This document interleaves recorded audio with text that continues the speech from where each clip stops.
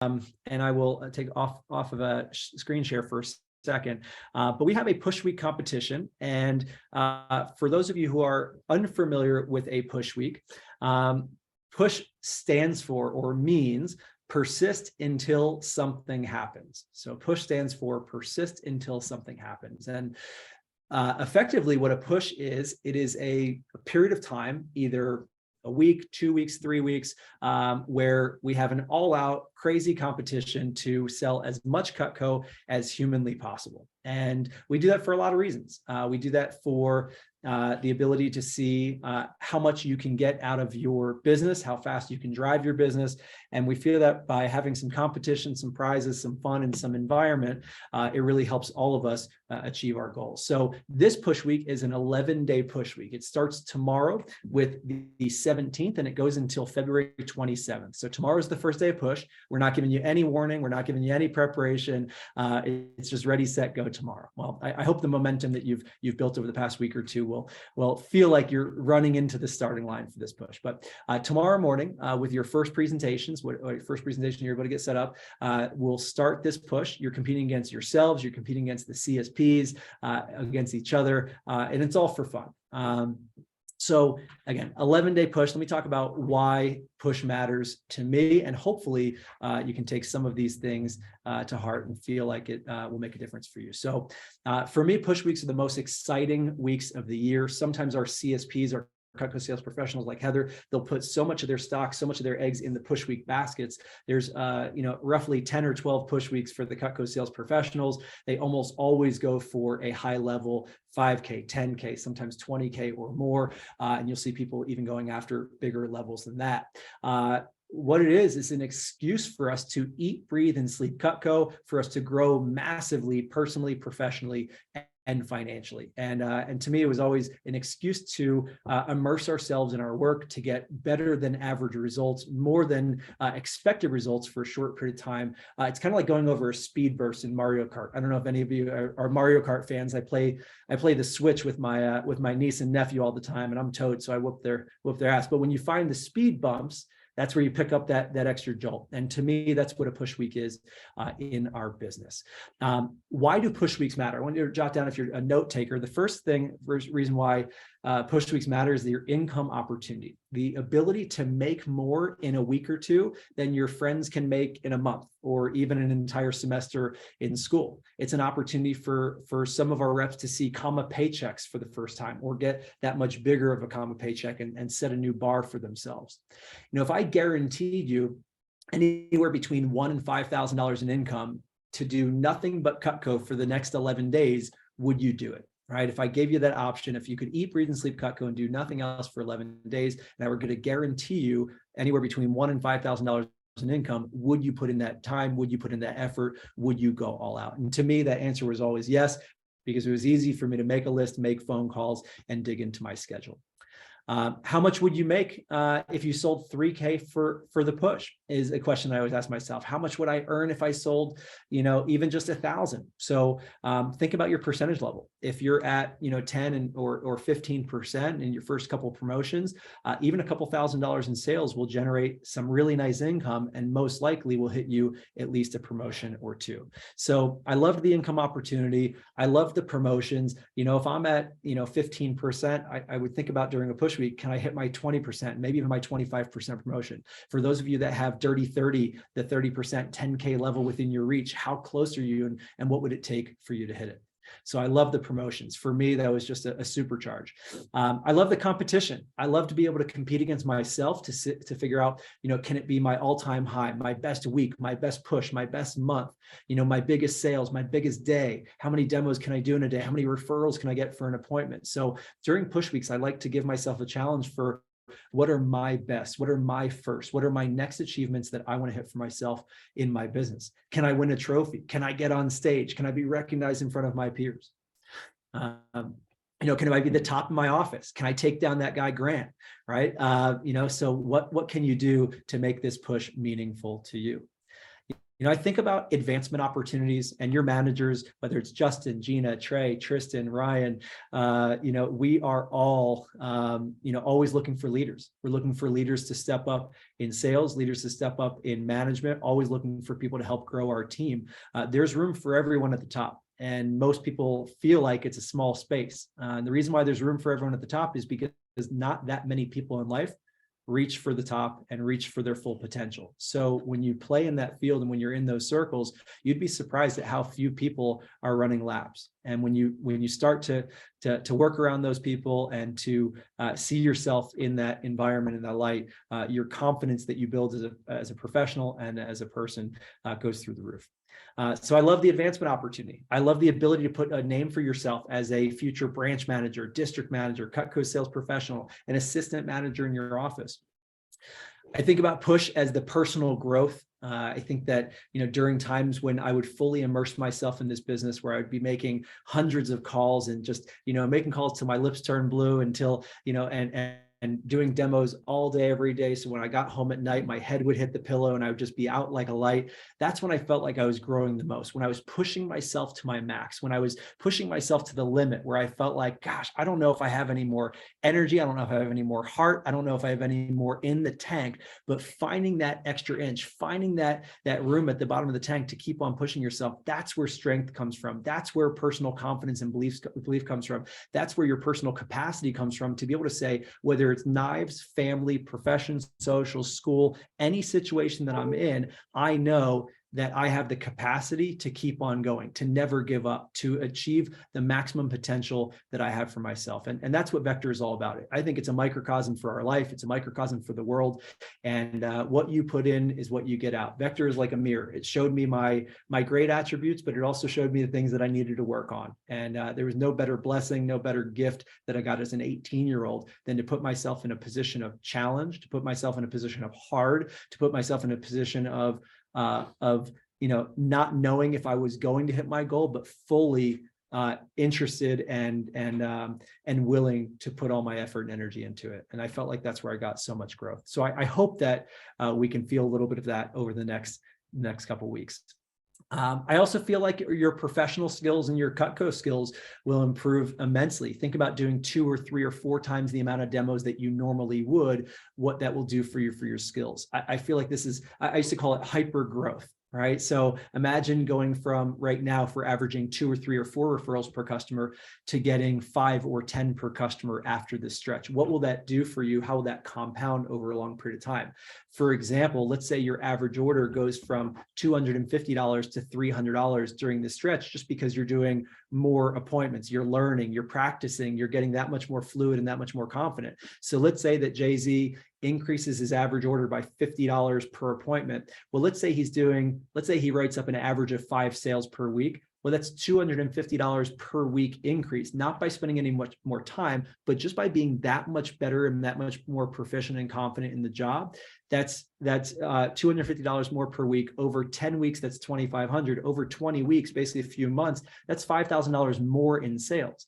If at an average of 25 or 30%, that's $1,500 more income just this semester, just this campaign, not by putting in any more time, but just by learning and just by improving and just by getting better. The more we learn, the more we earn. And when you take a push week and you fully immerse yourself and you say, hey, instead of doing 1 or 2 appointments a day, I'm going to do 3 or 4 appointments a day or 5 appointments a day. You're that much better at the job for the rest of your life beyond that because of the investment you made during these 11 days. All right. So let's talk a few tips on how to succeed at push, and then I'm going to turn over the agenda to your district managers and your leaders and your speakers here to fill you up with some content. But I have a couple of things that of how to succeed at push. So again, if you're a note taker, jotting these down, the first thing that I would write down is commit. Think big, act big, and work hard.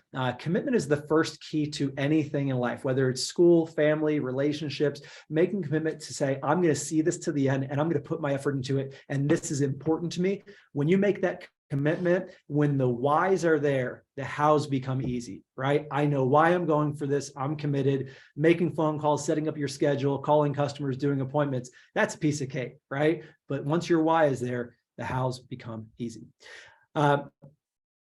I wrote down, know your why. That was the second thing, right? I'm right on top of it. Know your whys. What will Push Week do for you personally and professionally? I want to share my screen. If you, sometimes I like to map out what it looks like and to give a visual. So if you're a visual person and a map person, this might be helpful to figure out, what are my personal whys? Why is this important to me? Income, confidence, proving to myself, proving to my parents, proving to my significant other that this is the right job for me. This is the right path for me. I'm an entrepreneur. I can handle and provide for myself.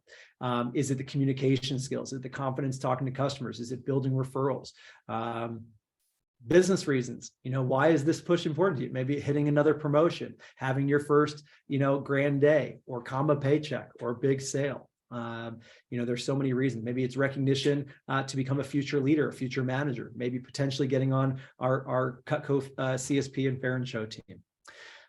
So when you think about your whys, this next topic is, I don't want to spend a whole lot of time on it, but the reason why it says 10 commandments on your screen is that when I make goals, I don't make goals for myself because I think goals are just wishes, and wishes are wishy-washy and they very rarely come to fruition. So to me, instead of making goals in my life, I just give myself commandments. And it's not as easy as that, because the follow-through is really challenging, right? But I tell myself in no uncertain terms, here are the things that are important to me that I want to accomplish in my life, personally and professionally. And by giving myself commandments and not saying it would be cool to hit this, but saying I will absolutely 100% accomplish it, I felt like it gave so much more power and so much more confidence in achieving that goal, because your subconscious mind always wants to be in alignment with your conscious reality. So if you tell yourself that you are already a Push Week champion, everything you do, say, feel, and think about will try to get your conscious reality in line with that subconscious thought. So if you want to be a champion, continue to tell yourself that you're a champion and make steps towards that path. The numbers and system. This is the breakdown of how to hit your goal. And we're going to show you just in 30 seconds here, a competition of what you can win for Push Week. But this is just a general breakdown from what I've seen over 20 years of watching reps hit Push Week goals. This is pretty tried and true breakdown of guaranteeing your success. If you want to hit $1,000 in sales over the next 2 weeks, it's an average of 3 sales. That's 6 appointments. And again, these are lower averages. Our company average for Rocky Mountain Division is $420 for our average order. Our closing percentage is above 50%, but I'm just using these conservative numbers just to show if I put in the effort, I'm going to guarantee the result. So $1,000 in sales, schedule 10 appointments over the next 2 weeks, and you're pretty much guaranteeing yourself that level and could be another promotion.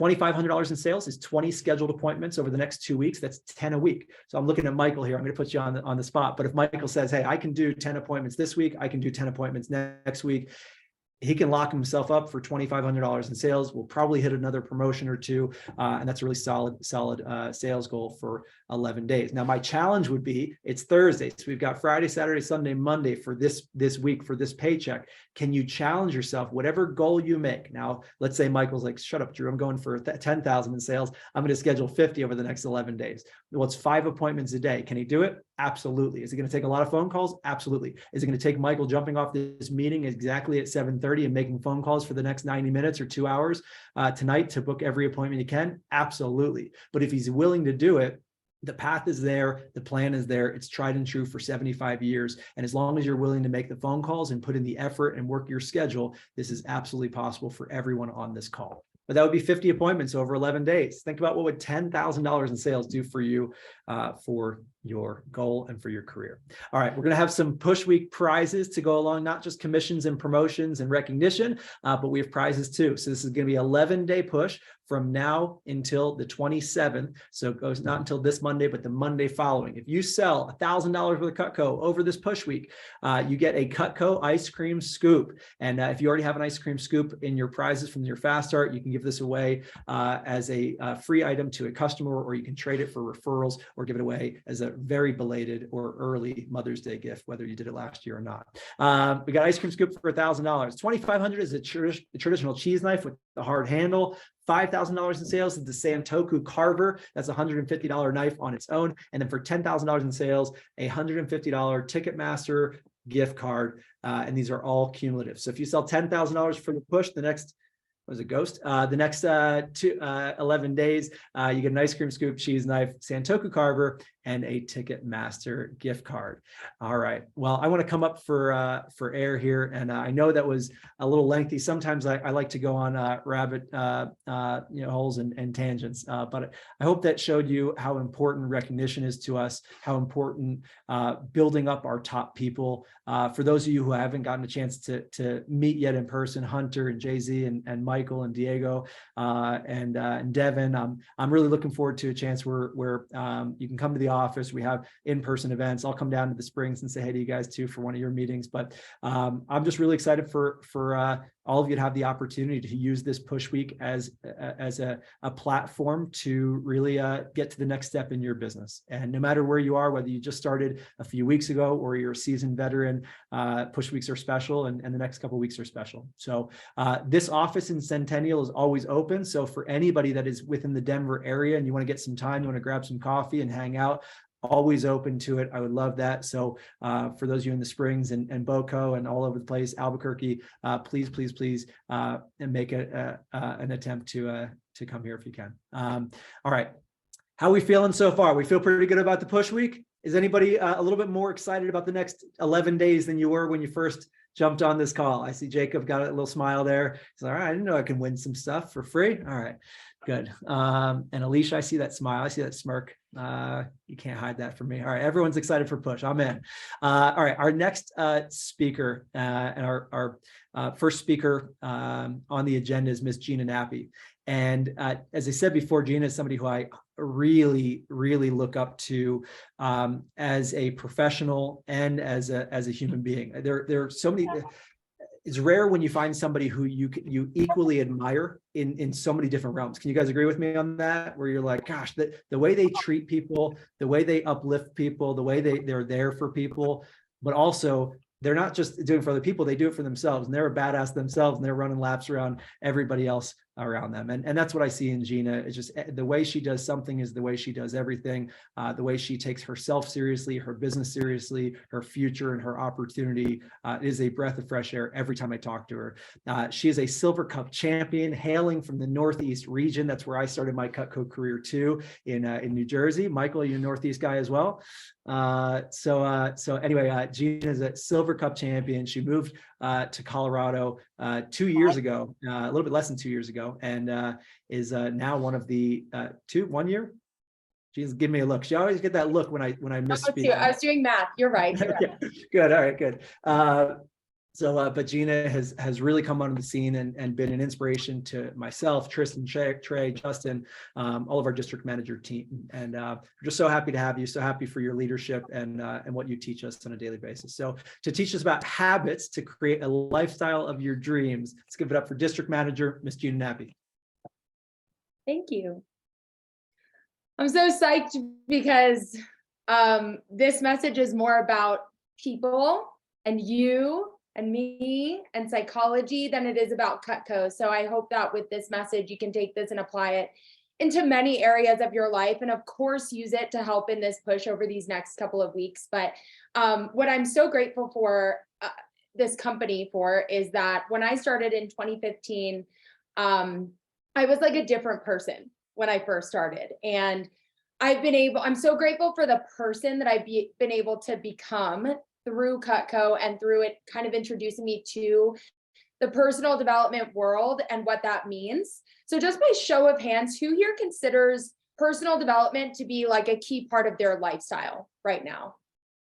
Amazing. So many of you are probably going to be familiar with some of the things that I'm going to teach. Hopefully you'll learn some new things, but I first want to start off just by one of my favorite quotes ever. And if you could screenshot this and save it. This is one of my favorite quotes. I live by this. It's keep your thoughts positive because your thoughts become your words. And keep your words positive because your words become your behavior. Keep your behavior positive because your behavior becomes your habits. Keep your habits positive because your habits become your values. And ultimately, this all creates your destiny and your character and who you actually are. And most people in life, even the people that say like they value personal development, don't actually. Like they don't actually put it into practice. They will put their head down and they will work hard and just kind of do their best, hoping that someday it leads to a result or an outcome that they want. And what I want to share with you is that that's not always the case. Reflection is key, and taking inventory along the way with what you want to be happening versus what is actually happening is so key. And being brutally honest with yourself about those two things and where the gap is so key. So what I really want to empower you with is that we are in control of our reality. And I am a big believer in a higher power. So without getting political or crossing any boundaries, I do believe that opportunities open up to us that are out of our control. But I would say about 90% of our day-to-day and what is going on in our life is up to us. And if we're not in the right state of mind, if we're not implementing the right habits, if we're not showing up at our best, we can miss opportunities that are presented to us, either by life or the higher power, whatever you believe in, or yourself, because we just simply miss them because we're not in the right state of mind. We're not focused on the right things. So what I want you to write down is what you focus on, you will find in life. What you focus on, you will find. If you focus on positivity and opportunity, you will find a lot of positivity and opportunity. You focus on problems and challenges, you're going to find a lot of problems and challenges. And if we want to have something and find something that we've never had before, then we need to do things that we've never done. And we need to think differently than maybe we've thought in the past. And we need to be willing to expand our character. So personal development really starts with having crystal clear awareness. And write that down. It sounds simple, but it is so important. Personal development starts with awareness. Before we do anything, awareness and inventory for like what is actually going on. Do we have clarity on where we're going? And is what we're doing right now in alignment with that path and who we need to be in order to create that reality and take advantage of those opportunities? For an example, who here, no judgment, actually, it's okay. Some of you might not raise your hand because you don't want to put yourself on blast, but who here has had a phone jam where you're like, oh, I worked so hard. That was like a really long phone jam.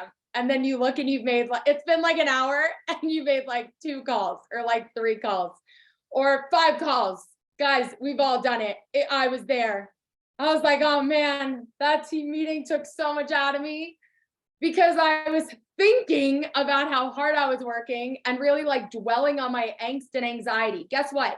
Anxiety is not going to get us to our goals. Anxiety comes from fear and uncertainty, and it's definitely not going to help us hit our push goals. It's not going to help us create or attract an amazing partner into our life or create our dream reality. You know, that is going to take a courageous version of ourselves. When something is uncertain and unpromised, choosing to move forward with courage and say, you know what, regardless of the result, I'm going to show up and do my best because that is what's going to stick with me at the end of the day, regardless of what the other person on the other end of the phone says. I'm going to feel a lot better making 10, 15, 20, 30 calls in an hour and saying I did that than I would after feeling exhausted, having made 3 and feeling bad about myself because I didn't really prioritize the hard work. I prioritized the mentally hard work of just overthinking. So we're going to walk through a quick exercise, and I'm using work examples because it's the way that I know how to relate us all to each other in this setting right now. But we're going to do a little inventory exercise of our habits.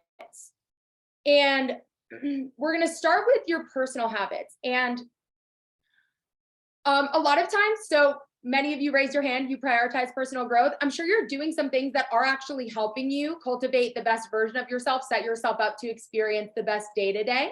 You're doing things that are helping you right now. So we're going to go through an exercise of start, stop, and continue. And I want you to just journal on these. So if you don't have your journal out, take it out. We're all going to do this together.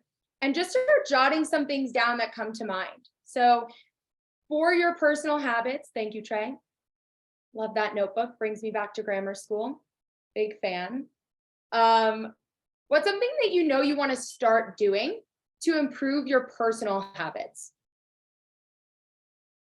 Maybe it's get a little bit of exercise. And I'm going to give some ideas. You don't have to use these ideas. This is just to get some juices flowing. But do you need to start exercising? Maybe you want to start reading. Actually, I'll share this. I just started this last night. I have a new rule. I don't touch my phone within 45 minutes of going to bed. I read before bed. That is a habit that I need to have this year to the goals that I have. And I read a personal development book. So I started reading Outliers last night. Not sure if anyone's read it. I'll let you know how it is. But reading at least 10 pages before I go to bed. That's what I want to start doing. So just some ideas, things that you want to start doing for your physical, mental health. And also, what do you need to stop doing? What is a personal habit that you have that you know you need to get rid of? Is it procrastination? Is it not having a schedule?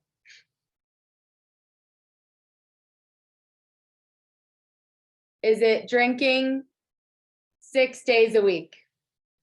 I know you college students are crazy. Cut it back to 4. Just kidding. Is it nicotine?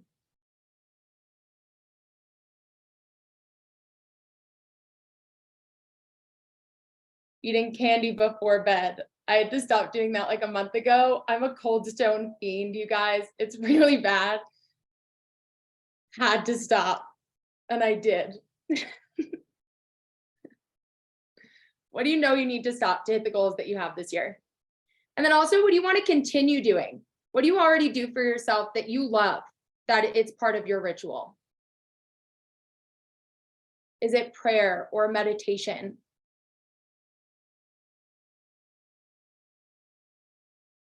Is it taking a deep breath before you respond to challenge?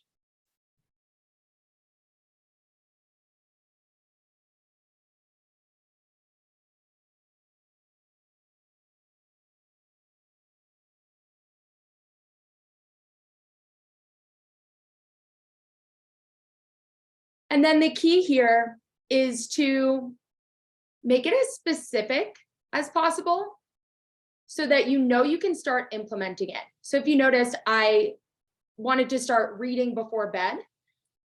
I have very specific time limits on, I don't go on my phone 40 minutes or 45 minutes before bed, and I read at least 10 pages. That is my minimum. So making your goals and your new habits as specific as possible. We're going to go to the next section, which is professional. So I guess I lied. We are going to talk about Cuckoo a little bit. My bad.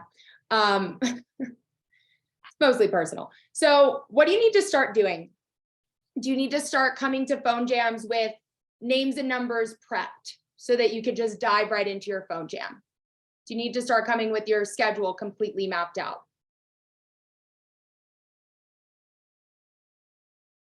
Do you need to start following the referral approach, word for word?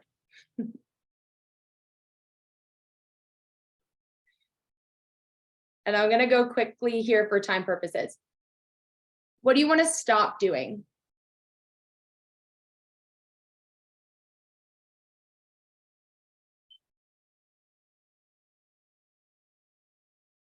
Maybe it's stop overthinking during phone jams.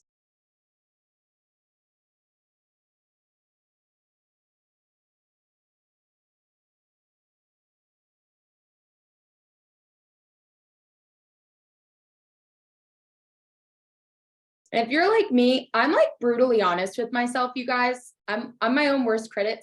Sometimes I'm like, I just need to stop making excuses. And that's just true. I just got to stop making excuses and just do.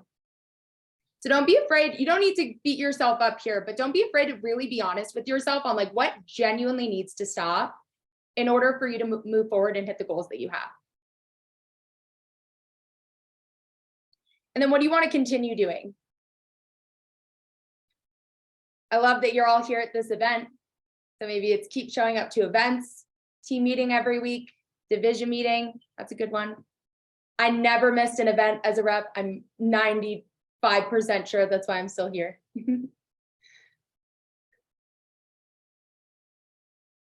It's continue calling your manager after every demo. Even if you're at like 15, 20K in sales, I never stop calling my manager after demos. I love to brag. Or I love a good pick me up. I still call Drew for pick me ups. I call him, just give me a pep talk. I just need one right now. So maybe it's continue to ask for support, or maybe it's start asking for more support and asking for what you need. And the third section is emotional. These are the last two, so emotional and social. Emotional. Maybe you need to start taking a deep breath before responding to a challenging situation. Or maybe it's start learning more about anxiety and stress and how to manage those levels in a healthy way. My anxiety was triggered really hard by this job. It's one of my favorite things about this job is I don't experience any anxiety symptoms anymore. It has been years and I am thriving, but I really struggled in the beginning. So maybe it's start taking ownership or building more awareness over your emotions. Maybe it's stop getting really mad when you get a no sale, or stop taking it personally when someone says no.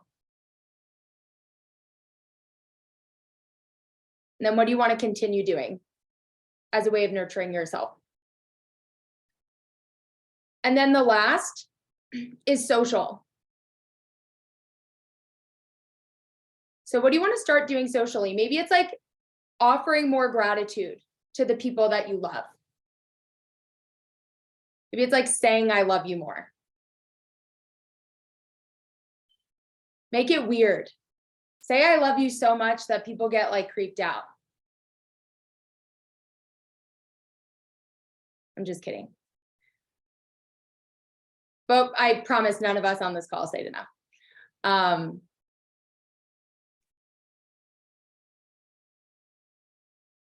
What do you need to stop doing? Maybe it's like, maybe you give too much time to people that drain your energy. Maybe it's like start surrounding myself with people that lift me up.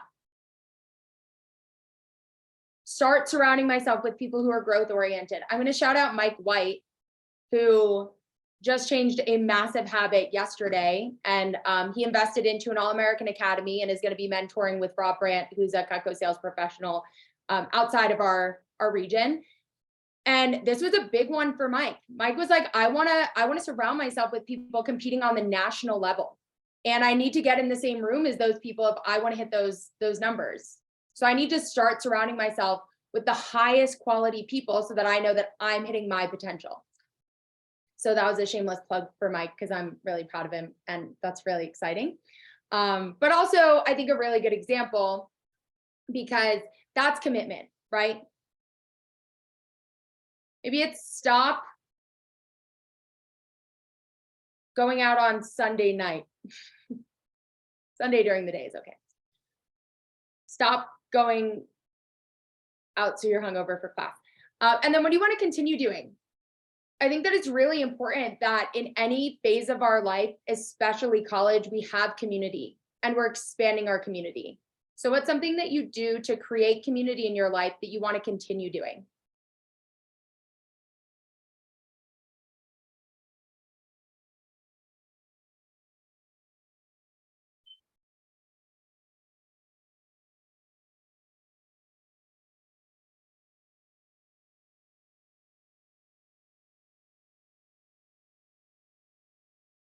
Now that you have hopefully more than a few, I want you all to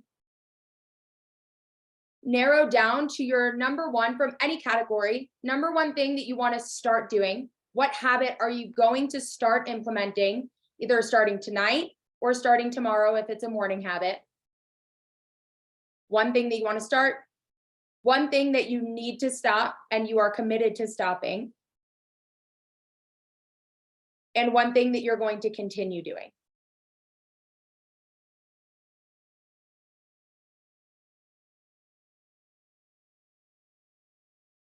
And then once you have those, I want you to text your manager with those so that we can hold you accountable.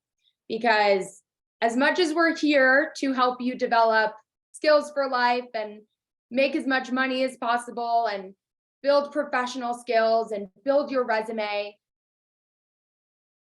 like I know all of your managers and I are here because we love people, because we love helping people fulfill their potential and grow and develop and truly set themselves apart as a category of one from the peers their age. So I'm going to ask for your permission to let us do that and let us hold you accountable to the personal goals that you have, so that especially over the next couple of weeks, since coincidentally we're in a push, we can use this as ways to customize your opportunity here and hold you accountable to becoming a better version of you.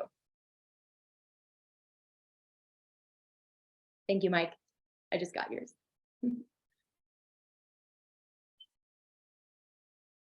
And then what I'll end on here is just do it. Don't think, just do. You are the only thing standing in between you and your potential, you and your blind spots. So raise awareness for those, commit to new habits. We think on average about 70,000 thoughts per day. This is my psychology fact.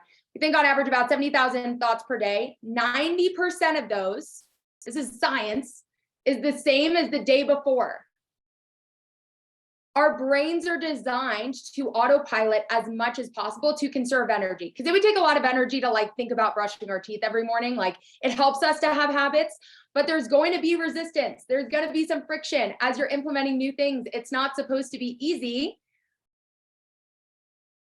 But after you do it for 2 weeks, 30 days, especially after 30 days, it becomes second nature. So commit to the first month, put it in your schedule, follow through. And I hope this is helpful for you to grow even just a little bit while you're here. Awesome. Let's give it up for Miss Gina Nappi. Thank you, Gina. Who feels like they got at least one action step on your list, something that you can implement right away? Anybody want to share? Michael, Hunter, you were the first two hands I saw. Devin, you were next. Anybody want to share what you, something from your list? Devin, go for it. Cut out social media after 9. Love it. Love it. That's mine too. I sometimes I sit there, I'm like, is it 11 o'clock already? What have I been doing? Like staring at my friend's stupid dogs. Like it doesn't make any sense. I love that. Devin, you and I are on the same page. Thank you for sharing. Michael, what about you? I need to get more involved with Cutco. And I keep doubting myself.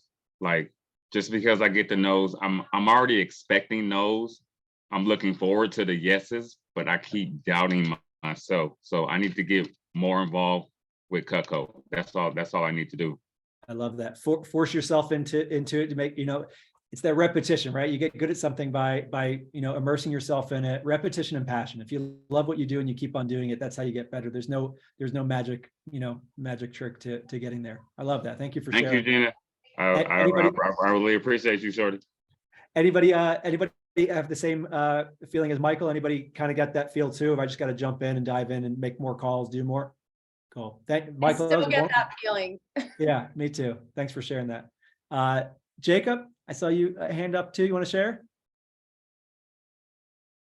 Yeah, so stop is probably the same. I need to stop going to bed so late. And especially I liked, reading before bed instead of being on my phone. That's huge. And a continue was praying. I've been starting to do that for the past few weeks and it's been going good. So I'm going to continue to do that.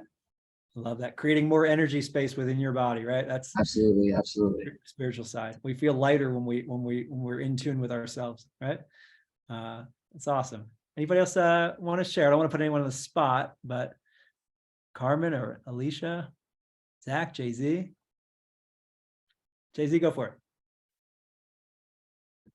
I said, start using a daily schedule, stop staying up late, and continue to surround myself with growth-minded people. I don't have to, that's it. I just want to let that sit there. I don't need to repeat any of that. That was perfect. This is my schedule. I've been doing this since I was 18 years old. And if I don't have it written down, there's no way I'm going to do it. So, I love that time management, I'm sitting here in front of Ryan Vincetti and Tristan Moyer, so I think this is pretty good company right now. And I agree with you. I need to get to sleep early. I need my 8 hours. Love that. Anybody else want to share? I just have one thing to ask, if you don't mind. Sure. Gina, I was diagnosed with like a panic attack and anxiety last year, and this is why I'm here online instead of being like in my meetings and traveling. Do you have specific things? I know I've been working on my meditation, which is hard because it's hard to get out your head. But do you have like a specific book or a specific video that you would recommend, like to follow? Like, you don't have to say it right now. Like, you can send it in the chat or anything, but just something to get over me getting out of this house so I can get to the meetings. Yes. First off, thank you for sharing that, because you being vulnerable, I think also like allows space for other people who are feeling the same way to get the answers that they need, but maybe don't know how to ask for. So thank you. Second thing is, you are more than welcome to reach out to me one-on-one, and I can give more specific recommendations. But my favorite things are one, like grounding. And if you're doing meditations, doing like a body scan, a guided body scan. It's really difficult when you have anxiety to get out of your head and into your body. So having a body scan that has you focus on specific parts. If you look up body scan meditation, Calm, the app has really great ones, and is really great for grounding. Grounding really just means getting into your body and getting out of your head. I just got my chakra bracelet, so I'm learning my chakras. Yes, sir. Root chakra, any meditation with root chakra. What Drew's putting in the chat is amazing. Brene Brown is amazing. Any of her books. Also, Joe Dispenza, Breaking the Habit of Being Yourself, is my favorite book of all time. I'm making my boyfriend read it. That's the book that he just started reading while I'm reading Outliers. Absolutely that. And yeah, if you message me, it's hard for me to manage texts, but if you guys message me on Instagram, I will send you resources on resources. I would love to connect you with them. Yes, ma'am. Thank you. Of course. Let's give Gina one more round of applause. Thank you so much, Gina, for yourself. That was a typo in there, but you got it. But thank you, Gina. Excellent, excellent. I feel like that was incredibly stimulating and exactly what we all needed to hear tonight, Cutco or not. But thank you for those of you sharing. Did anybody want to share that I missed? Did anyone want to pop on, or are we good to move? I'll tell you my goals, Drew. Go for it, Zach. So I sent Gina that I need to start dancing again, and that's like one thing. But like one of the big things on my list is I want to like go actually figure out some way to be like involved in youth mentoring programs. I'm gonna be off probation in like 4 days, which is cool. And my felony is gonna go away because I'll be off probation, which is sweet. But that also has been leaving me open to like some really weird spaces. My like stop doing is like stop waking up in the middle of the night and going to the couch, like watching TV, like stress watching TV, because it doesn't like, I don't ever end up back in my bed, and it doesn't like set me up for a good day waking up on my crappy couch, like with my back all like not nice when I have like a really nice bed. And then like, you know, the continue thing is like staying sober. I hit 2 years sober on the 28th of January. And at this point, I'm like just trying to, you know, stick with it. I haven't had the best month with Cutco, but like even just sitting on the meetings and having people be like, yeah, no, that happens, is like, that's super helpful. Cause like I'm genuinely trying to move to this next like stage of my life, and like, you know, use Cutco and all of the people that are surround me with this company and stuff as like good resources and, you know, like good people to emulate and learn how to do what they do.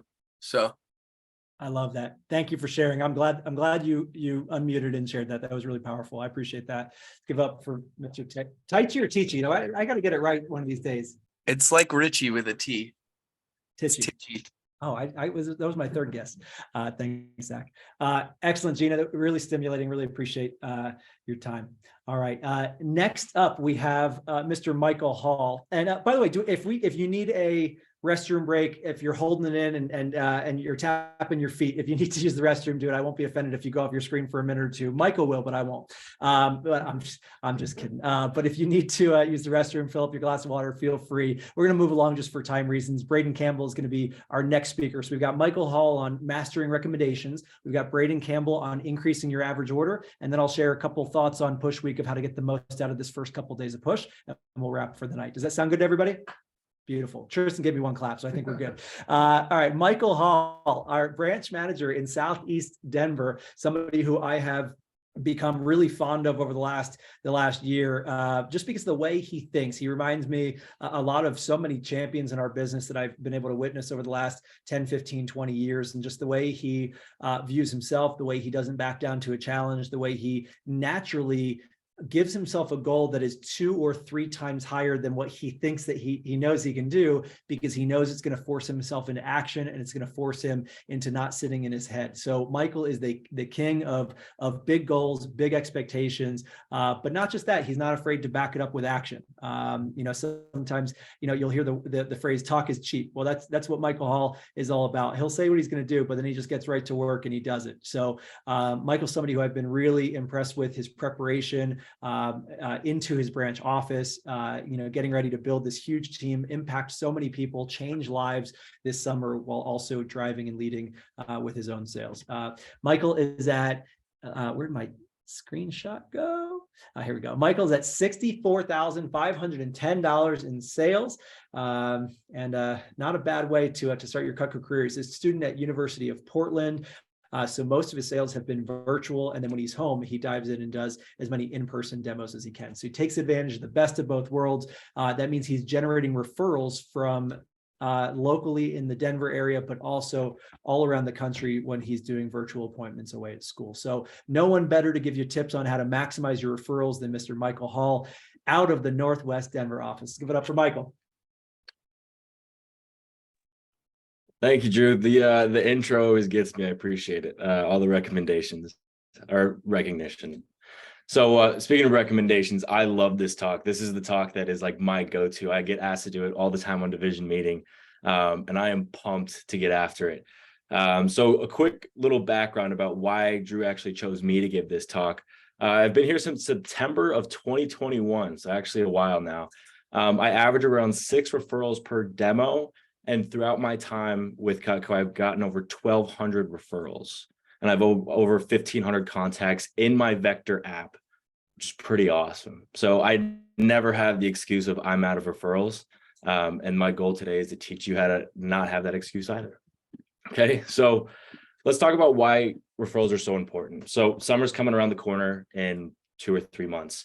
And I remember this time a year ago, I was sitting down with Tristan and we were talking about summer goals and different things we wanted to hit, and even for push weeks, right? But if Mike White were to come up to me and be like, hey, I want to sell 10,000 for push, I'm like, great. How many people do you have on your list? And he's like, 20. There's no way. That's like a miracle push, if you ask me. Okay, there's no way. Referrals is what guides everything. It's the fuel for your business. So when I was going into that last summer, I had probably 200 to 400 names on my list going into the summer. So Tristan and I were able to sit down and be like, okay, I want to hit $40,000 over the summer. And that was a plausible goal because I had the names to back it up. I had the names to go after any goal I wanted. I could have gone after 70K. With my ability to get referrals throughout the summer and what I had going into summer, I could have reached any goal I wanted. So that's why referrals are so important. Because without referrals, you can't do demos. If you don't do demos, then you can't make money. And if you can't make money, well, then that's a bad day. Okay. All right, next, I have a couple actions to implement immediately. The first one is my favorite by far. I will never shut up about this until the day I die. It is called your Nice People book. It's like the app, but I have mixed feelings about the app. So I have this really dandy notebook called the Nice People book. Looks like this. It's nice and big on the front, so that way Mrs. Jones can read it. Okay. Mrs. Jones, sometimes like their glasses are on or whatever. It's why you have to write it really big. Okay. Now in this book, here's a great example. Here's my good friend Tanner Petty. I basically write down each referral they give me, and under each referral, I write down when I called them. So I put a C, and then I put the date of when I called them. That way I can keep track of who I called when and how many times.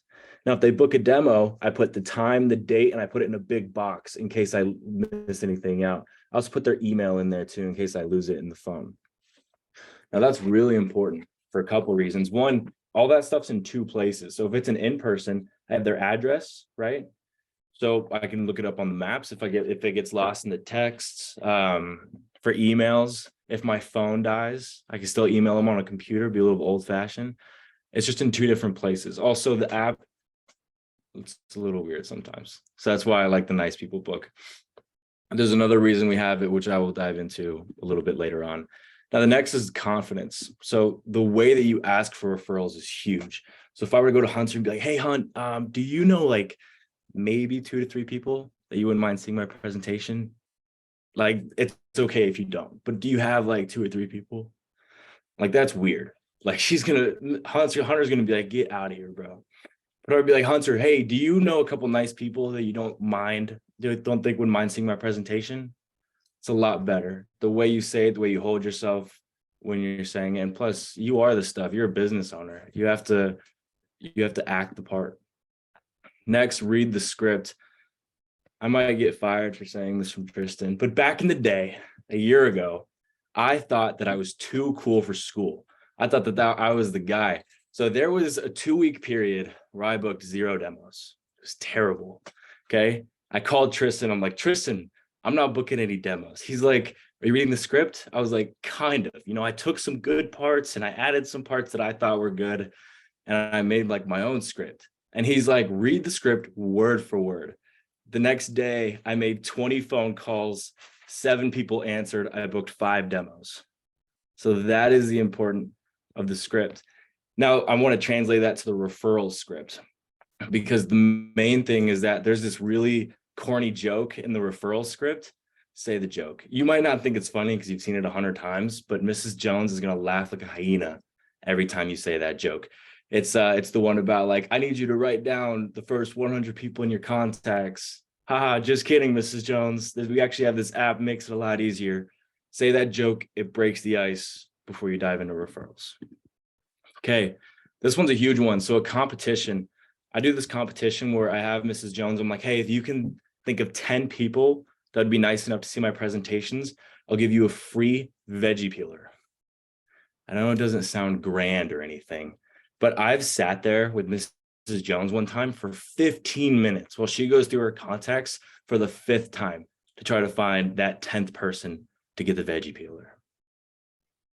It works like a charm. I've had people that didn't buy anything and then they're like, wait, can I still get the veggie peeler? I'm like, heck yeah, I have like 4 in my backpack. You want a veggie peeler? You got to give me 10 referrals. Another way is I like to do gadgets too. If you don't want to just do the veggie peeler, I had another customer, I did the ice cream scoop. She really liked the ice cream scoop. If you give me 10 referrals, I'll give you the ice cream scoop. That's huge. I would implement that right away. That's money right there. All Michael, right. can you just clarify that you throw it on the order with bonus points? And so, Oh yeah, they're definitely, ordering- definitely. If they're not ordering, there is a way that you can purchase for a discounted price a peeler to give as incentive. If you want to clarify that, you can. Otherwise, I just don't want to confuse anyone who's newer. Right. So if you're not weird like me and have like a backpack full of peelers, there's a couple different things you could do. If somebody orders something, you can, if the order is already placed, you can always call Cutco through Vector. And if you don't have their number, your manager will share it with you. And you just be like, hey, I just want to add a peeler to that last order. And that's it. Just bonus it. And you ask them to bonus it. If they did not order anything, there's a couple different ways you could do it. Personally, I just bite the bullet and I just I usually get them like in bulk and I have them sitting at home for when that happens. But there's a different way you could do it and you could ask your manager about that. I'm not. So what Michael's saying is that there's a program that you can purchase from your manager, a discounted peeler for the purpose of recommendation. So they can explain a little bit more, but it is a discounted one that you can get again specifically for this purpose, as long as the customer is giving you a bunch of referrals, and that lower cost again only for this purpose. You can't do it and then resell them, so you can get a couple at a time. But it's a $7 charge for a peeler. You can get one every once in a while. You can't take advantage of the program, but you can utilize it as much as possible. So follow up with your district manager on that. But as long as you can show that you got the referrals, this is a program the company supports. Thank you, Drew. I appreciate it. All right, next, in order to get referrals, you have to build the rapport throughout the demo. So if you do not have a good relationship with Mrs. Jones when the time referrals comes, there's no shot you are getting her friends and family. Okay, so there's a couple different ways we do this. First is building rapport at the beginning. So at the beginning of the demo, when you're talking to Mrs. Jones, this is a great chance for you to be like, oh, Mrs. Jones, how many kids do you have? Oh, you have 3. That's awesome. Does little Timmy play sports? Cool, he plays soccer. He's on a soccer team. That's sick. So that way, you know, little Timmy's on a soccer team. That way, when you come to referrals and she's like, I don't know anybody. You're like, well, what about little Timmy's soccer team? All the soccer moms are there. We literally talk about soccer moms and stay-at-home moms all the time at team meeting, right? Okay. Another reason is because it builds the relationship. Now, there's a sentence that is very important in the demo. It's the why Cutco is awesome part. I want to read it to you word for word. This is huge because it plants the seed. You're going to hear Drew talk about that all the time throughout your time here. So the sentence goes, also, I am only able to work through referrals. So another goal I have today is that you like me and Cutco enough to recommend me to some of your friends. Okay. That's huge. That plants the seed. So she's thinking about it as we go through the demo. Okay. So building rapport, planting the seed, and getting to know her family. Okay. So that way she has 0 excuses when referrals come around. All right. Now, another reason we have the Nice People book is because it's all about them when it comes to referrals, in the sense that I can't tell you how many people I've done the demo with, and they're like older, and they'll either can't download the app, like they just physically cannot figure out where the app store is on their phone, or they don't feel comfortable sharing them, like sharing their contacts on the app. That's when you go, oh, that's all right, Mrs. Jones. Here's a notebook. I have a pencil and paper right here. I'm ready when you are. Right? That's why we have the Nice People book. Okay. We're eliminating, what are they called? Her excuses, I guess. I can't remember the word. It's when they say no. All right. Last, we're almost done, I promise. Okay. So you also have to know your goal. So objections. Thank you, Tristan. So when you're going to talk to Mrs. Jones and you're going to like get referrals, you have to have a goal in your mind, right? So my number is 10. So my magic number is 10. That's why 10's for the peeler and everything. So here's the reasoning behind it, if you kind of break it down a little bit. So if I get 10 referrals, let's say you have 10 people and you call all 10 people, the numbers for it is that out of every 10 people you call, you book 1 demo, right? So if I have 10 people and I call that one list twice, I can theoretically book 2 demos from that, right? So if I get 10 referrals from Mrs. Jones, I call that list twice.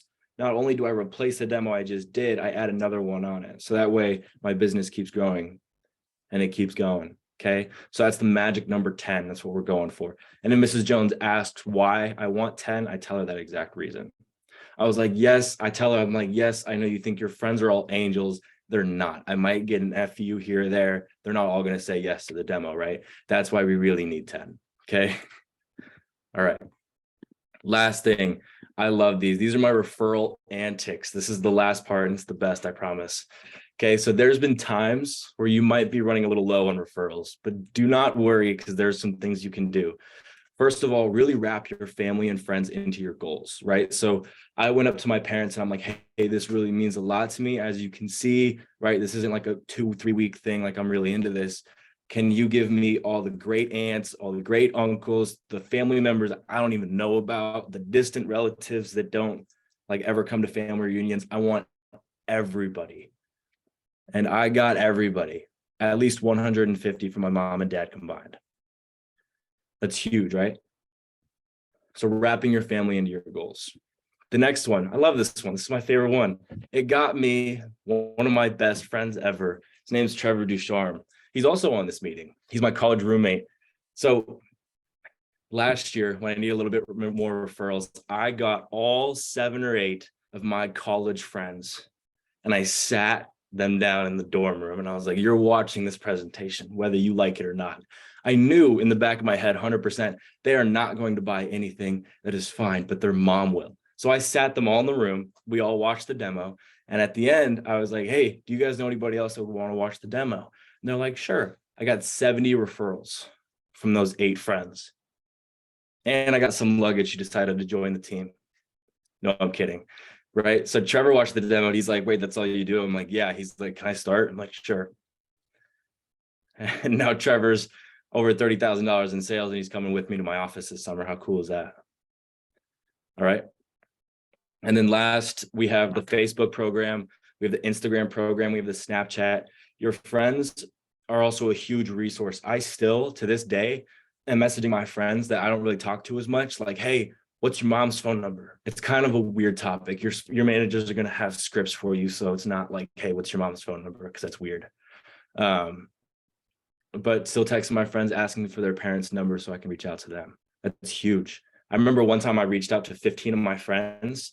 Out of the 15, I got like 12 numbers. From those 12 numbers, I booked 10 demos. From those 10 demos, I had around probably like $5,000-6,000 in sales. Because they all kind of knew me. They knew I went to high school with their kids. So foot was in the door. It's easy money. All right. That's all I got for you. Thanks for listening. If Michael had a microphone, he would have dropped it right there. Let's give it up for Mr. Michael Hall. Thank you, sir. Really great stuff. Who feels like they got a couple nuggets, whether it was rapport or planting seeds? I love that, letting that line in the beginning just sits there for 30-40 minutes of, oh, they're not just trying to make a sale, they really want to build their business. So I love that. Not being afraid to ask, not being afraid to ask twice. Just like a knee-jerk reaction, as you mentioned, sometimes the initial reaction is a no, but oftentimes we say no when we really want to say yes. And being able to come around and get to that second time around just to make sure. So a lot of times their first response is, oh, I can't think of anyone, or I don't want to write anyone down. But when they really know how important it is to you, and you ask again with confidence and a smile on your face, that's typically when you get your whole list filled out. For me, I oftentimes push people away just to see how easy or weak of a salesperson they are. So most of the times when somebody asks me to do something or buy something, I'm like, no, because I want to see if they'll ask twice, because most people don't. And I'm like, I just saved some time. But when you ask twice, you typically get what you want. So thank you, Michael. That was excellent, excellent stuff. Let's give one more big round of applause. All right. The next speaker is Mr. Brayden Campbell, and Brayden is somebody who I have become very close friends with him, and with Brayden, with his wife Ashley, with his family over the last decade plus. I still remember the first time that Brayden and I had a lunch together. He was in school. He was living up in Fort Collins area. He was in the Fort Collins office, and he had gotten off to a good fast start, gotten off to a great start in this job. And he sat down and usually people don't, come up and just tell you exactly what they're going to do in their career and their life. And he just said, he's like, I'm going to be one of your top reps you've ever had. I'm going to be here for my whole career. I'm going to retire with Cutco. And he was just telling me, he was like 19 years old at the time. I'm like, sign me up for this. I'm in also. And I just loved Brayden's confidence, his enthusiasm, his passion for going all in. And, Brayden is somebody who customer service and relationships are the forefront of his business. And the way that Brayden has built such a huge sales foundation, $1.5 million in sales. He is one of the top all-time reps in Rocky Mountain history, one of the tops in the Southwest region. That's a pretty big number, 1.5 million in sales. He looks pretty young still, doesn't he? But Brayden, thank you for your consistent effort, your leadership, and your willingness to teach and give back. Brayden's superpower, again, is relationships and building rapport and connecting with people. And what we know stats-wise is that the longer your demo is, right? This is stats from the interactive demo, the app that we use. The studies show in Cutco that the longer your demo is, the higher your average order and the higher your closing percentage. Demos that last more than 60 minutes have a 20% higher closing percentage and a 25% higher average order than demos that are under 60 minutes. So to me, I can't talk about knives for that long. They're really sharp and they feel good and they look great, right? There's not that much to say about Cutco. So for me, it was about building rapport, connecting with my customers. I know that's why Brayden has so much success too, not just with his sales, but with his referrals. But Brayden, that's just something that I've noticed is your ability to connect, your ability to go above and beyond for your customers, to make them feel and know they're getting the best value possible, not just from their product, but from their representative as well. So to teach us how to build your average order and to increase your sales, CSP out of the South Denver office, Mr. Brayden Campbell. It's funny when I watch just like a screen full of people clapping and it's all silent. It's like, is this thing on? No. Well, hey guys, I am really excited to be bringing you guys this message. I've been with Cutco for 10 years. I've got 3,000 clients that I take care of across 6 states. I drive from Jackson Hole, Wyoming, all the way down to Albuquerque, New Mexico, servicing all these clients and providing them with a free in-home service. And most of these people, well, actually all of these people, except for maybe 1 or 2, I've got a couple of out of state customers that will just call me that I've never met in person, but they'll just call me to order stuff.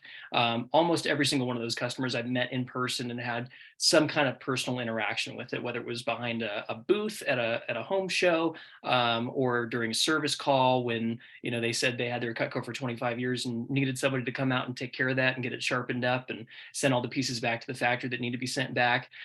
Or some of these people I've literally seen since I was doing my initial demos when I was 18 years old. You know, I started this job on it's kind of a weird thing. I launched from training on my 18 and a half birthday. My birthday's on January 28th and I launched on July 28th. So it's a very easy date to remember.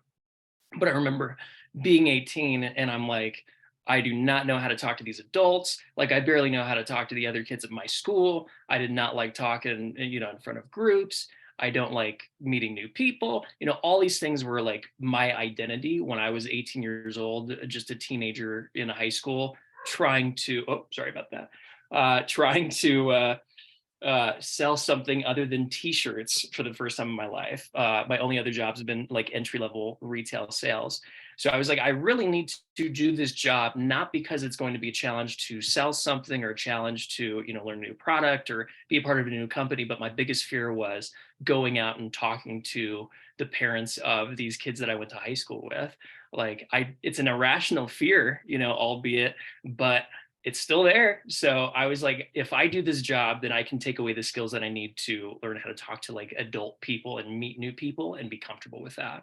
And especially in the post-pandemic world that we live in, that's one of the most underseen skills that I think young people have, just because we've been trapped in our houses for what feels like 3 years. And, you know, even though it feels far away now, that kind of separation that you have between you and other people, you know, across the planet, it feels bigger than it was, you know, especially when I was 18. So I understand the struggle of not wanting to go out and meet some new people, even if it is virtually on the computer. You know, it can still be a little nerve-wracking.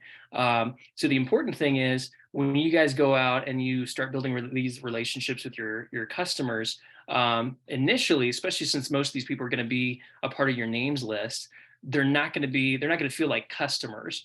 We get a lot of reps that'll join the company and want to go out and practice with people that they've never met before because they're terrified of what like their friends and family might think of their demo.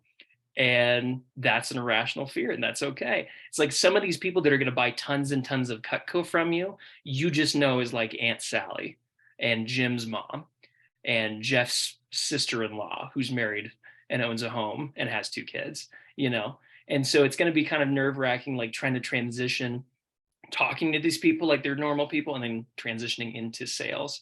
So I've got a couple keys when it comes to that.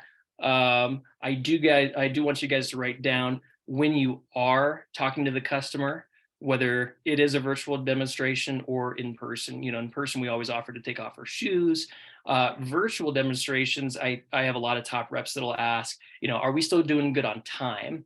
Yeah, you know, as soon as we start the demo, I want to ask Mrs. Jones that to make sure that she doesn't have any obligations or any reasons why she would be able to get out of this demo. So that's a really important question to ask at the very beginning of, you know, I know we carved out about an hour for this, but, you know, how much time do you have? And then just setting that expectation of, oh, I'm home all day, or, well, I've got to pick the kids up at 3 or something like that. That'll tell you the urgency for how they want this presentation to unfold. So it is true, the longer your presentations are, they will close more. You just don't want it to be too long. So there's a flip side of that coin of you want it to be long, you want there to be a connection where you're just not like here and gone, like, you know, the UPS man you got like a 2-second interaction with, and then you could not remember that dude's face or name, like after he leaves your house. But you want to create the kind of a connection, especially if it's somebody that you've never met before, in that hour that's so special that you don't need to spend the 3 or 4 hours there at their house doing the demo. They just know you right away from that 60 minutes. So part of that is just respecting their time. And if they do have something that they need to go to immediately after that, knowing that that's the thing that is in their schedule and being respectful of that. So another thing that is good to write down that goes off the last thing is respect your customers. So especially if it's somebody that you've never met before, and it seems kind of like an arbitrary, tip, but especially if it's somebody that you don't know, the sir and ma'am thing goes a long way. Even if it's like Jeff's mom or somebody like that you've known for a long time, and they'll correct you as soon as you like start calling them sir, and it's weird, but some people love it, and it's a great first impression to make. As opposed to the opposite way where you show up and you're like, "Sup, Mrs. Jones, what's going on, dude?" And just being all casual with it. Like, even though this is Jeff's mom, I seriously don't have a friend named Jeff. So you guys are going to be like, "Who's this Jeff guy that he's talking about?" I don't have one. But it's better to be professional and more formal than it is to be casual. So it's okay to put on that professional, well, I don't want to say facade because that makes it sound fake, but that professional hat, and step up your game a little bit when you're doing your demo. So that way, like Aunt Sally and mom and dad and Jeff's mom, these people all take you seriously because you've just been this college kid or high school kid that they've known their entire lives. Or they're just some random person that they got referred to from Aunt Sally or Jeff's mom or some random person, and they don't know you at all. So it's best to turn that notch up a little bit, maybe more so than what you're used to. But I would definitely do that. Another thing when it comes to relationships with customers, I spend the first 15 to 30 minutes talking about anything but Cutco, because some people are going to want to jump right in the presentation, especially if they say, to the time question, if they're like, "Well, I do have something to go do after this," or "Yeah, I've actually got a pretty busy day. You said this was only going to take an hour," and stuff like that. I still will make a point not to talk about Cutco right away, just because I want to get to know them. And that's probably the most important first 15 minutes that you can spend with that customer, is just asking them a couple things about themselves, what they do, whereabouts they live, especially if you guys are, doing this all virtually. You want to know, "Hey, you live in Boulder? Hey, that's sweet. I got a couple friends that go to CSU. That's awesome." Or CU. That's awesome. I love that place. And have you gone to this one? Those kind of things can lead and kickstart off a great conversation that you can go with your customers. It's always the same 5 things that we tend to ask them. What do you do for work? Where do your kids go to school? Where do you live? What do you cook? And how do you have fun? Just 5 basic questions that you can ask anybody, but those are great questions that kickstart off a conversation that you can go really deep on. So it's not important that you ask every single one of these 5 questions all the time, but just find one that makes sense and go with it. And then all of a sudden this customer is telling you their life story or something that's deeply personal to them. Like, "Hey, I just had to put my dog down and it sucks." And, instead of like diverting the conversation away from that, or trying to change the subject, or, "Oh, I'm sorry. And making it an awkward thing. The best thing that you can do is be present with them. We heard a great talk from Andy Jonti at a recent national event. Andy Jonti's at $4 million in Cutco career sales, runs a nonprofit on the side. Amazing guy, sells $500,000 a year in knives. And he had a customer that he was talking to, and her husband recently passed away. And he's, "How are you doing? It's been great. I haven't seen you in 4 years." He's doing a service call for this lady. "Well, actually not great. Todd passed away a couple of weeks ago, and it was really tragic. It was all of a sudden," and those kind of things.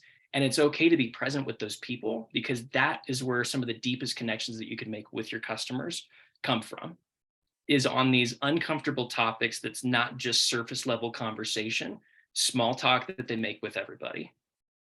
So if you could be present with those people when it comes to something like that, and it's okay to like open up and open them up, like then they're so much more receptive to then talking about knives, because it's such a distraction from the thing that's going on. And they're like, "Well, that's what Andy Jonti's customer said to him too. So why are you getting your knife sharpened right now? Like, why are you, doing this?" And she's like, "I really didn't need the distraction, to be honest with you." And he goes, "Okay." And she ends up spending $5,000 on that appointment. And she goes, "You know what? I wasn't planning on spending any money. I just had you over just because I needed an hour to kill and an hour and a half. But then you opened me up, and this is really good stuff. This is a great deal that you're giving me. let's do it, you know? And then she goes, and I'll never forget this, and this is something that I wrote down from Andy's talk. That's just one of the best things. She said, I never thought I would have so much fun spending so much money. And that's really the key to being a great salesperson, not selling anything. Obviously, you have to sell something high quality like Cutco, and there's nothing else like Cutco on the planet.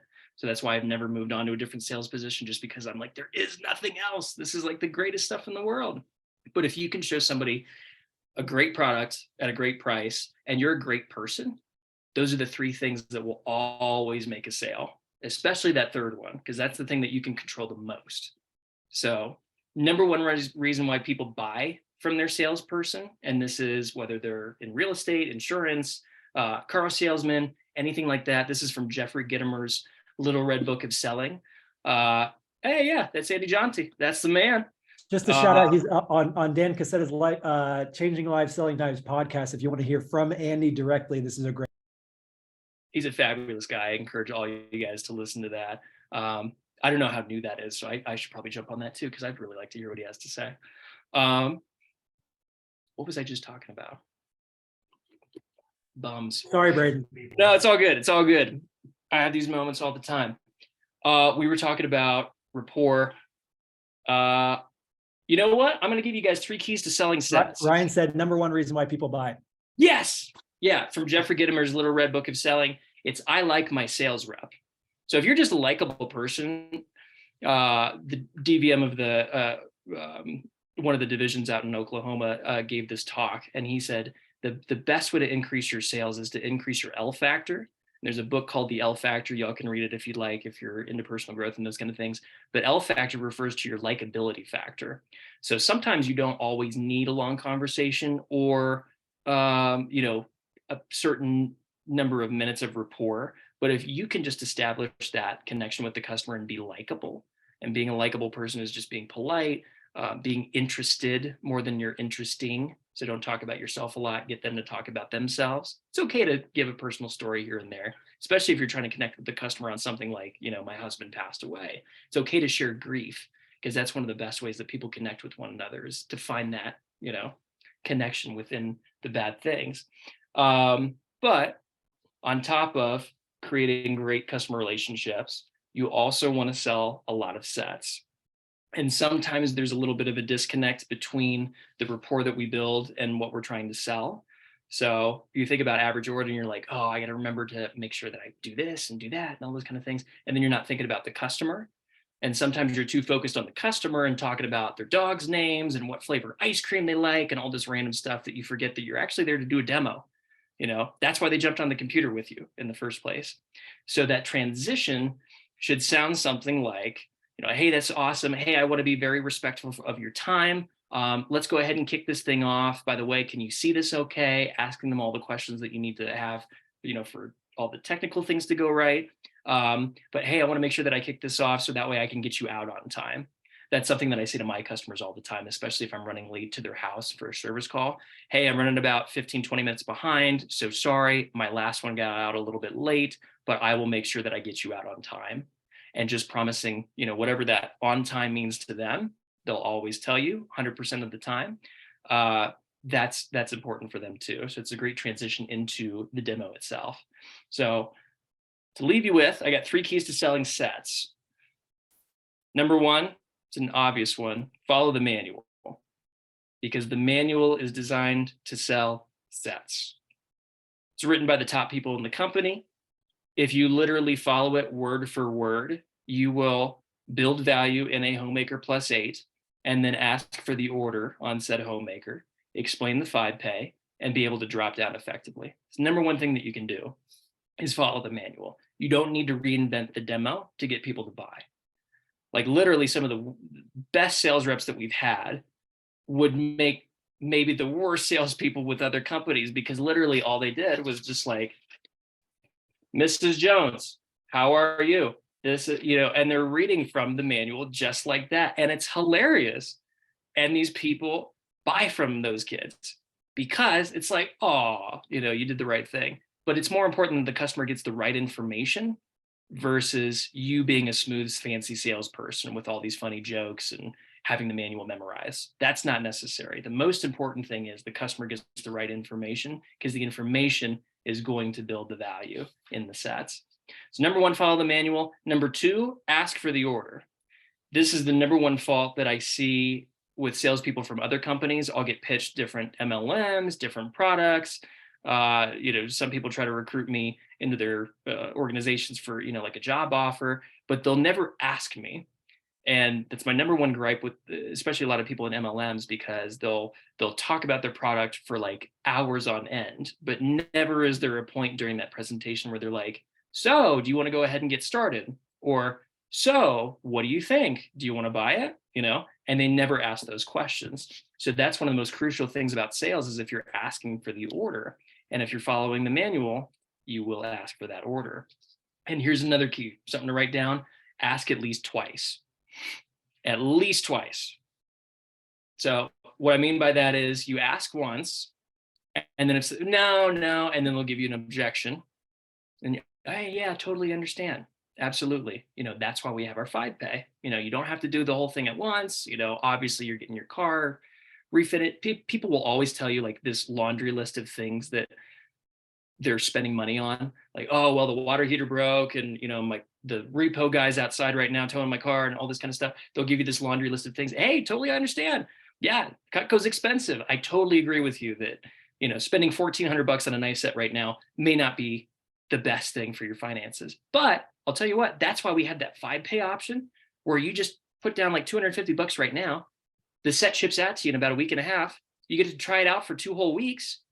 Use knives that are great for 2 whole weeks for free. If you don't like it, send it back. But if you want to keep it, they just bill your card 4 more times over the next 4 months until it's all paid off. There's no interest, there's no credit checks, there's no background checks. It's amazing. So with that being said, what do you think? And sometimes that's all it takes, is just not arguing with the customer, because it's a lot of the times how we view handling objections. Like, oh, well, I don't want to be pushy. That's arguing with the customer. Really, that's just leveling with them and explaining something great about Cutco in a different way than you just did, because then it really allows them to sink in. We were in the Panda Express drive-through the other day, my wife and I, and the gal asked my wife, would you like to donate to the, and I forget what it was, the blah, blah, blah, blah, blah. And she's like, no. And then she goes, well, how about just round up to the nearest dollar? And she goes, okay. And like literally, she got her to donate to the thing that she said no to, but just dropped down and asked again. And that's all it took. So that leads to key number 3, is drop down. And there's 2 parts to this. There's drop down, and then there's build up. So dropping down just means sometimes just asking twice for the same set, asking for the order on a different set that better suits their needs, that handles the objection that they had before, like too many knives. Okay, no problem. I'll show you a set with less knives. It takes out all the seasonal pieces, which is the butcher knife and the carving set. It's a few less knives for a lot less money. And guess what? This one is $400 cheaper. So check this out. All you have to do is put down $200 right now, blah, blah, blah, blah. You guys know how to close. But dropping down effectively, not skipping steps. Because a lot of the times, if customers are like, well, Jeff's mom, I really want to help you out. You've been Jeff's friend for a long time. I want to buy something from you. Not a good idea to spend $1,400 or whatever they're looking at. That's okay. But a lot of you guys will fall down the stairs instead of like taking each step at a time. So it's okay to say, hey, yeah, it's totally cool if you want to buy just that trimmer. I will totally sell that to you. But because I got to do my job, my manager really wants me to practice. Like, it would really help me out if I could just read through the next couple pages, or for you guys click the next couple screens just so I can get that in. And then you drop down each one of these sets. So I've had customers say that to me before, like, I only need a petite chef. That's all I'm looking for. Hey, no problem. I can totally sell you just a petite chef. But just for grins, that's one of my favorite lines too. Just for grins, let me just show you some of the other set options just so you can see them. And they go, okay, sure. Why not? Let's go ahead and take a look. And then they'll see something with a petite chef in it. And a lot of people that have told me this, I only want a petite chef, or I only want a trimmer. They usually end up buying an all knife set, or a studio set, or an essential set, or a space saver set, or sometimes, 3 of those things, because they're like, you know what, this is great. And they'll buy one for them. And they're like, you know what, my kids are going off to college. They need some good knives too. And they'll buy one for them and them. And sometimes that's just the right combination of pieces to make them excited and make them get closer to a yes.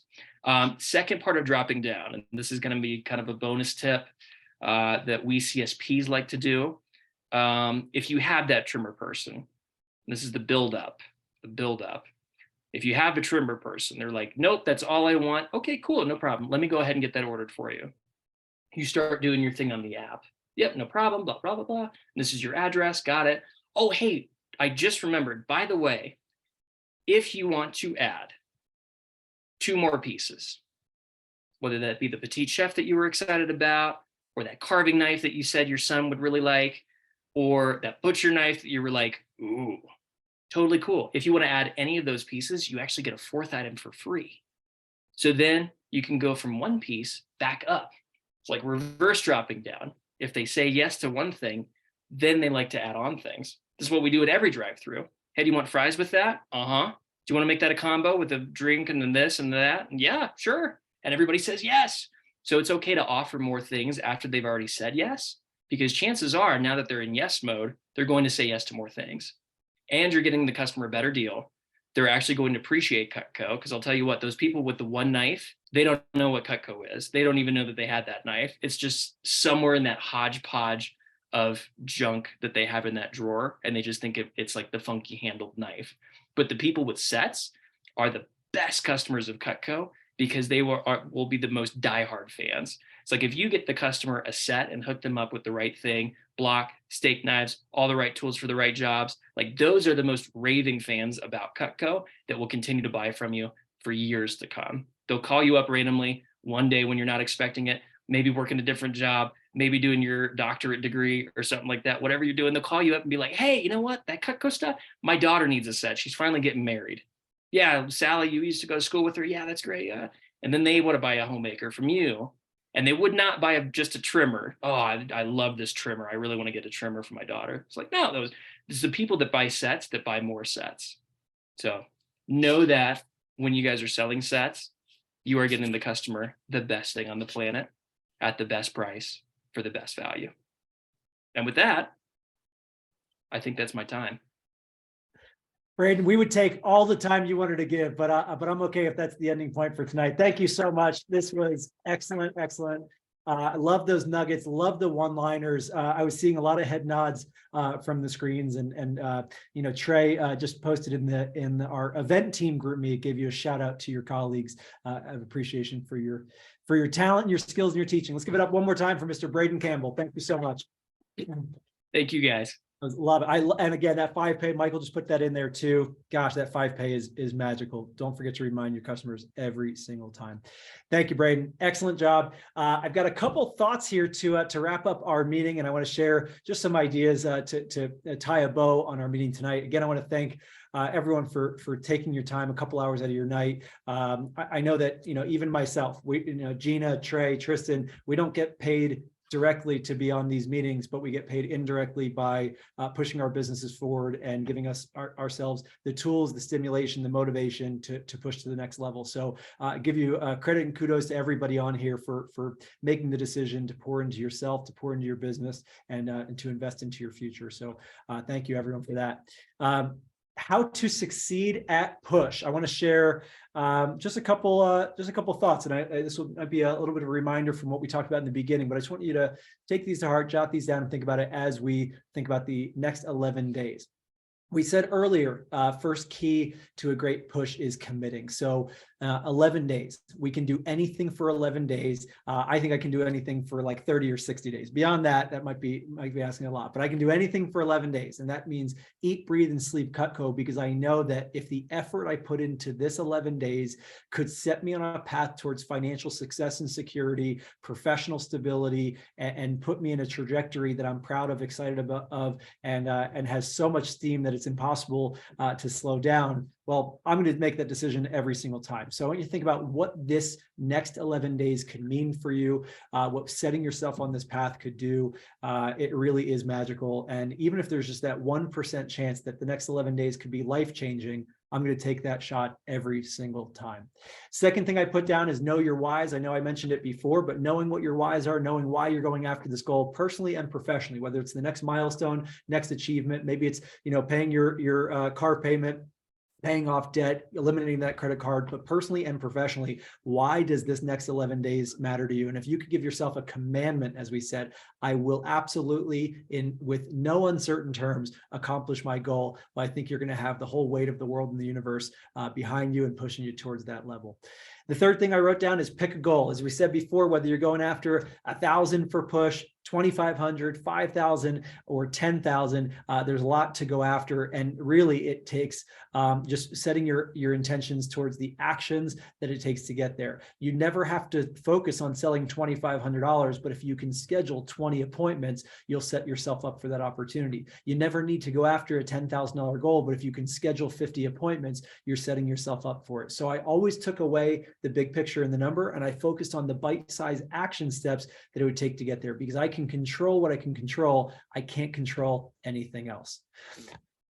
You know, when you think about that goal, you can think about the prizes that you're going to win too. Do you want to win an ice cream scoop, a cheese knife, a Carver, or a Ticketmaster gift card, or all four? That's a great opportunity to give yourself some motivation and inspiration to go after your goals. So pick a goal. Next I wrote down is momentum. Push starts tomorrow morning, so your momentum is tonight. It's 7:27. We're going to be done in 3 minutes, right at 7:30 at our ending time. And if I am a rep in this situation, if I'm myself, I'm going to be sitting here for the next hour, making calls to our district managers and our CSPs, getting them fired up for push week. And I actually have a phone order. A past customer of mine from a long time ago texted me today and said, "Can I get a price quote on a galley +6?" So it took me 2 minutes. I put it in the app and I pressed optimize and I gave her the best deal. I took a screenshot, I texted it to her, and she said, "I'll take it." So not bad, an $800 order right on the spot. So maybe I'll wait until tomorrow morning to enter it, so I'll be number 1 for push. I'm just kidding. I'll enter it tonight. We're all going to start at 0. It's all tied. Anyway, get yourself some momentum. Think about your phone time tonight. If you put in an hour of phone calls tonight, I know we just had a 2-hour meeting and some of you were in school all day or other jobs all day. I recognize that and appreciate that. I've been working all day too, but to put in 1 hour tonight to really energize yourself, stimulate your push week and get yourself on the right foot, nothing will be more valuable than that hour of phone calls tonight, or organizing your list and coming up with some more referrals and some more people to call. Next is tie people into your goals. So whether it's your significant other, your higher self, or your friends around you, tie yourself in and let people know what you're going after. Usually when you say what my goal is, you give yourself a lot more pressure to go after it. When Brayden told me he was going to become a sales champion, he's had no other choice over the last 10 years than to fulfill that proclamation that he made when we were sitting at that restaurant all that time ago. So tie people into your goals. Tell people in your life how important it is to you. Tell your customers too. What I like to show is vulnerability. Mrs. Jones, I'm going after a really big goal. I don't know if I'm going to hit it, but I'm going to try as hard as I can because it's really important to me. All right. So showing that vulnerability, showing that approach, and letting them know how important it is to you. Sometimes I would make a joke. Mrs. Jones, I'm going after $5,000 in sales for my push. I'm at 0 so far. So if you want to just order $5,000 right now, I can take the rest of the week off. I'm just kidding. But anything that you do get really helps me out towards my goal. And my customers always had a nice laugh at that, and it really made a difference. So show some vulnerability and let them know that you're going after a big goal. It really makes a difference, as Brayden said. Next thing is start strong. How big can you go tomorrow? Even if you don't have any appointments lined up. I've seen Trey so many times have a day where he's had 0 demos. He comes into the office. He says, "I'm not leaving until I have my 3 appointments for the day." And more often than not, he has a grand day that day, ends up selling more than $1,000. So if you don't have the day that you want, start early, wake up early, eat that frog first, as all those books say. Get the challenge out of the way, make those phone calls, book those demos, and you'll be in a good spot. And the last thing is strong mentality. No matter what, keep your head up. Win or lose, good day or bad day, big sale or no sale, keep your head up. The worst thing that can happen in this job is it stings our ego, right? What's bad for our ego is good for our character in the long run, though. So no sales and tough days and fighting to climb over that hill and get up over that next edge. Man, that's what life is all about. And that's what gives you the capacity, the strength to do it even bigger and better the next time. So your biggest sales come after your no sales, your best days come after your worst days. And you really only find the growth and capacity when you push yourself to the limit and you stretch yourself to places that you never thought you could go before. So I wish everybody all the luck over the next 11 days. I wish you luck in your phone jam over the next hour or 90 minutes. I know somebody like Ryan Vincetti is going to be on the phone until 9:30 tonight, calling everybody and their mother if he can get a hold of them to book demos for this push. Thank you, Gina, for being on the agenda. Thank you, Michael Hall, for being on the agenda. Thank you, district managers, for your support. Brayden, excellent message as well. And to each of you, again, I don't take your time lightly. I don't take your commitment lightly. I so much appreciate you being part of our team, you being part of our Cutco family. We've got big things to do. What's behind me is just the start of, the dynasty that our division started 10 years ago. And we are not even close to being done racking up trophies and wins and creating superstars on every level of this organization. So thank you again for your time. Have a wonderful night. And if you're driving home, drive safe. God bless. Sure.